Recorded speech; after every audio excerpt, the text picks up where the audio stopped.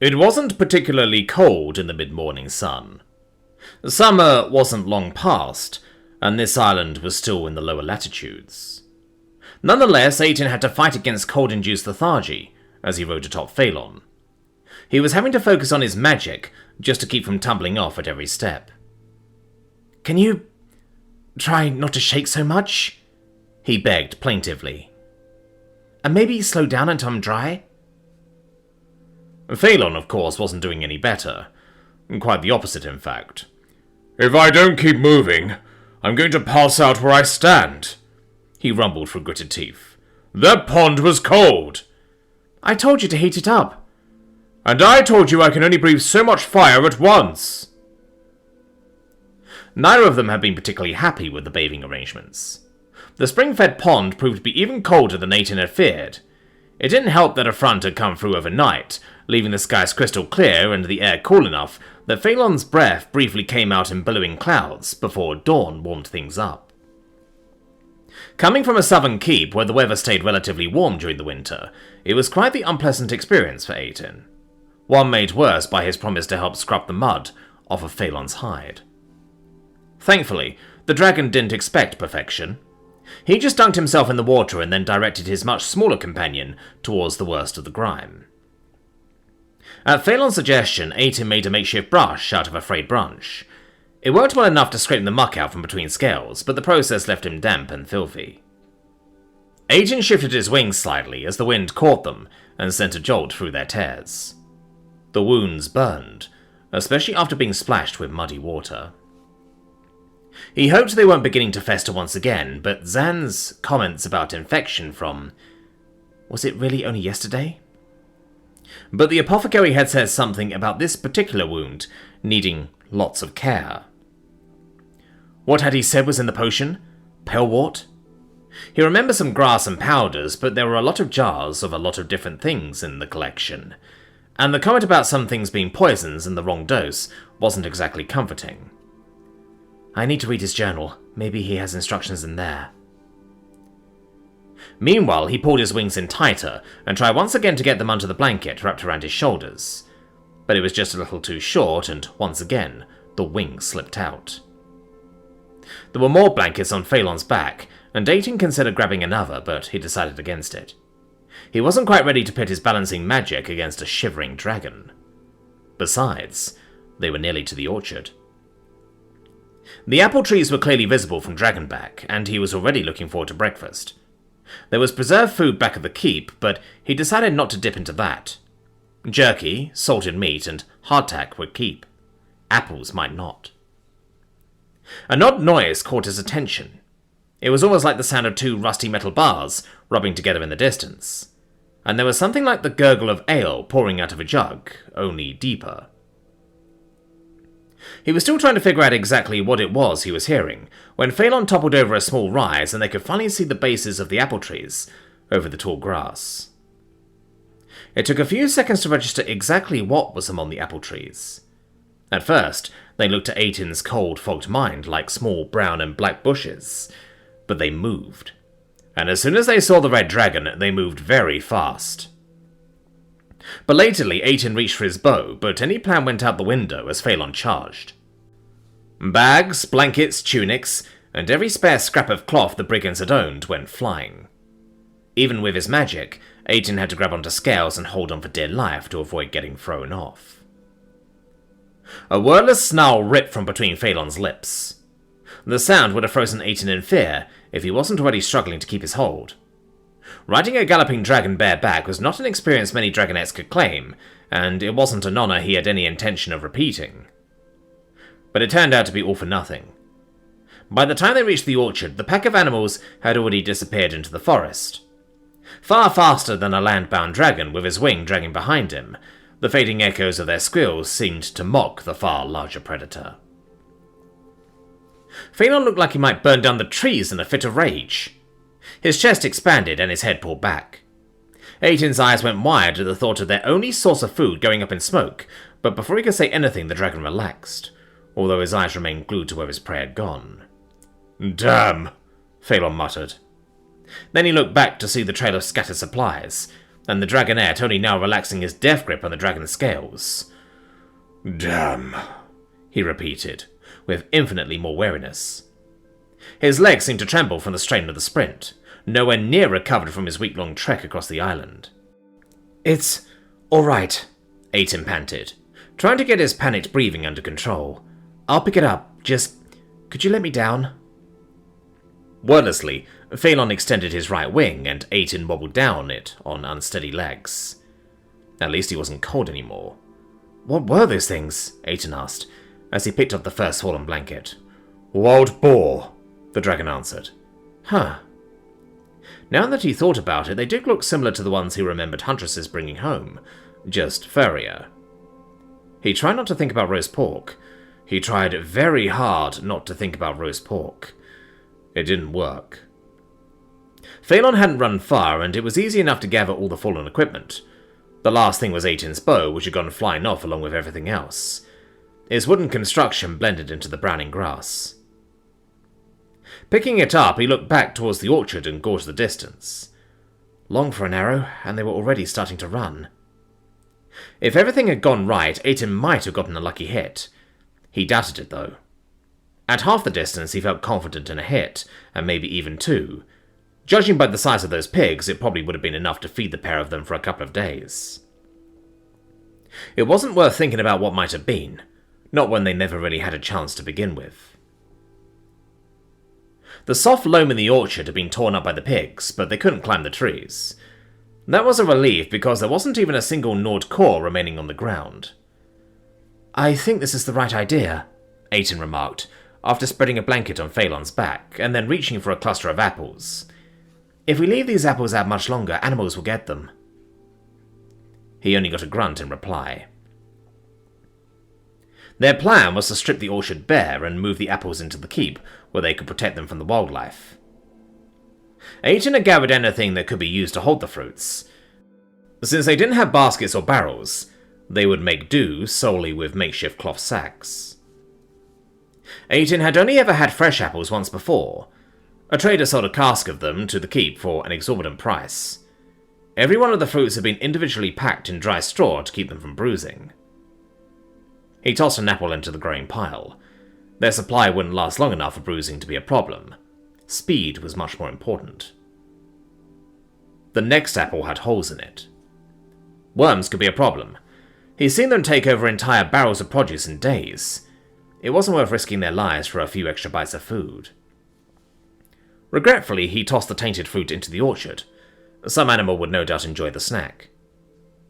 Aiton paused at the thought. "Hey, Phelan?" "Yes?" came the curt reply. "Pigs like apples, right?" The snort was answer enough. "Yes, I know, it's a dumb question, but we're about to have enough apples to keep us going for a few days, right?" Phelan wasn't stupid. He perked up as he caught on. "I think I know where you are going with this. Bait for a trap? Or just pile up the rotten ones someplace where I can shoot a few." "Perhaps," the dragon mused. Aiton's face fell. "But that's not enough for you." "One would feed me for a day, maybe two," Phelan agreed. "But the idea has merit." They continued with the harvest in silence for several minutes. Aiton had considered searching Zan's nose for some sort of poison, but decided it would be too likely to contaminate the meat. He was just thinking about parceling the apples out in little batches so he can get 1 or 2 pigs with every one when Phelan spoke. "Pit traps." Aiton was confused. "I thought you said that they would smell anything you dug."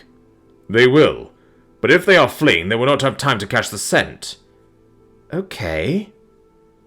The plan was starting to come together. "I think I see what you're saying. We put a pile of apples on the game trail. You dig some pits on one side, I wait on the other. Then, when the pigs come, I shoot a few, and the rest run into the trap." Phelan surprised him with a rumbling chuckle. "Aiton, if the goal is to frighten the pigs, I can think of something much more terrifying than a few pointy sticks." "What? Oh. "Precisely." The dragon sounded a little smug. "I emerge from hiding, roar, scorch their flanks with bursts of fire, and the pigs will run right into the trap." Aiton was excited. "Where should we set it up? If we do it near the pond, then that's one direction they won't be able to run, or there's that steep cliff on the side of the hill. Or focus on the job at hand. I would prefer not to hunt on an empty stomach. I assume you feel likewise? Oh. Aiton looked sheepishly at the tiny pile of apples he had collected so far. You're probably right. They went back to picking apples, but now all the rotten ones went into their own pile. There was also plenty of talk about how they would pull off their ambush. Mostly, it was Aiton voicing ideas as they came to him.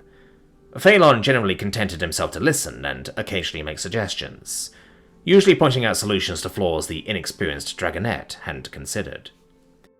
But if we put spikes on the bottom, you won't have to dig the pit so deep, Aiton explained, while he tied the corners of a blanket together into a makeshift sack. It bulged with fruit and juices already stained the bottom. I would rather dig a little more than have to deal with cleaning pig shit out of my dinner, and that is exactly what will happen when a branch as long and thick as one of my claws goes through their guts. Sure, that will happen to a few of them, but we'll catch more this way. That will make up for it. And I suppose you will be cutting and sharpening enough stakes to fill out all these pits? That was a detail he had forgotten about. Maybe you can just dig the pits a little deeper after all.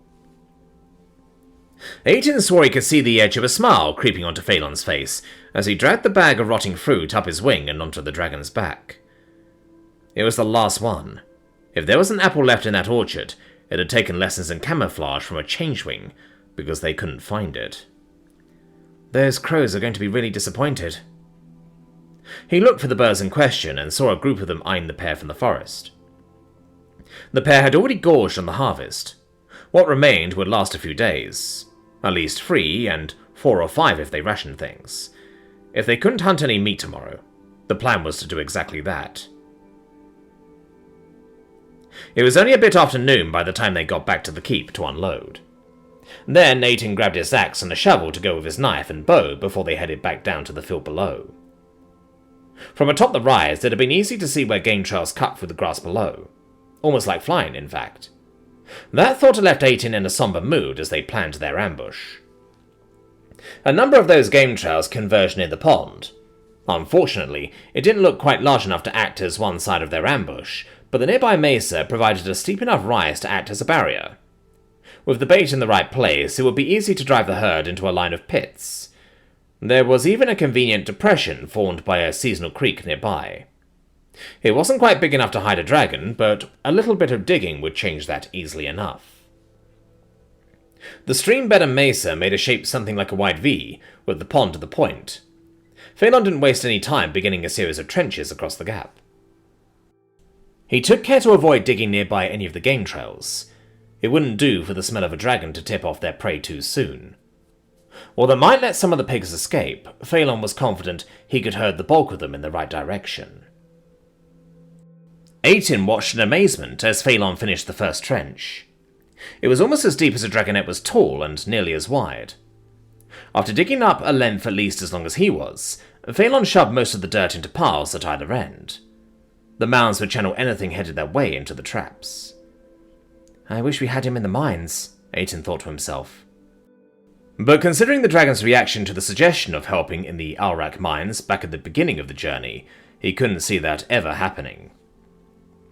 It turned out that disguising the pits would take a lot longer than digging them. Not that they needed to be all that well hidden, just enough that a fleeing animal wouldn't notice until it was too late. Now still took dozens of branches, each covered with armloads of cut grass.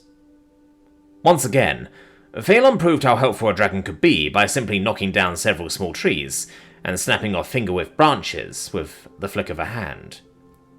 All that was left for Aiton to do was strip off any remaining leaves and position them over the holes. It was still exhausting work, often on treacherous ground.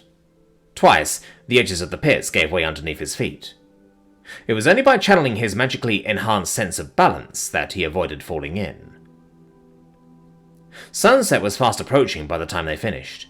Neither dragon nor dragonette had the strength to lift their tails as they dragged behind them, and both were covered in dirt and grime. Should we take a quick bath? Aiton asked, not relishing another dip in the frigid water. Despite his best efforts to protect them, his wings were filthy. Gingerly touching one of the long tears in the membrane, he jerked back with a quiet hiss. It was definitely getting worse. Yes, although I hope the water is warmer, Phelan remarked as he strode towards the pond. Thankfully, the sun had warmed the shallow pool, at least a little. Aiton only staggered a few times as he struggled out of the water and back to land, where he dried himself using an old blanket. The rough walls still smelled of apples, but he'd rather smell like overripe fruit than be cold and wet. He winced as the rough fabric caught on one of his wing rips. They were already burning from their dip in the water, and with the dirt cleaned off, it was clear that the dark blue swelling was spreading again. Big drops of water suddenly splattered him, and he yelped in surprise. Phelan had just emerged from the water and was shaking his bolt back and forth to dry off. Water rained down like a sudden storm, and Aiton scrambled for cover. "A little warning would have been nice." "You didn't need any this morning." The dragon sounded a little confused. "Because I was ready for it this morning." "Why weren't you—" "Oh." Phelan took a few steps closer and leaned towards Aiton, examining his wings. The young dragonette fought the urge to pull them in tight. Instead, he let them extend slightly. "Those look bad," the dragon remarked. He pushed closer and took a long sniff. "They smell bad, too." "They're nothing like as bad as yours." "I will heal." Phelan deliberately avoided looking at his broken and torn wing. They both knew that a dragon's healing couldn't regenerate what wasn't there, and a good third of the limb was missing.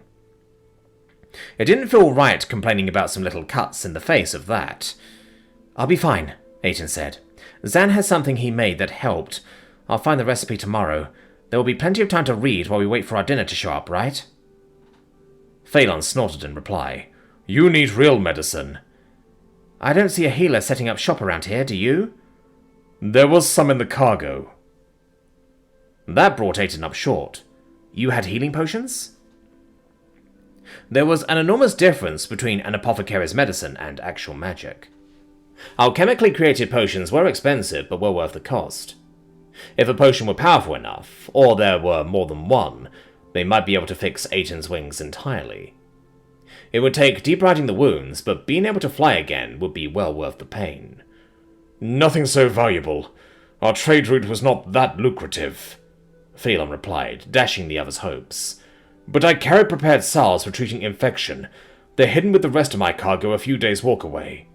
"Oh." Aiton tried not to let the disappointment show in his voice. "We need more food before we can make that sort of hike, though, so I'll read through the journal anyway." His response was a draconic shrug. "I'll admit that the trip would be easier with a belly full of pork, but it is late, and tomorrow we rise at dawn." "Don't remind me," Aiton grumbled.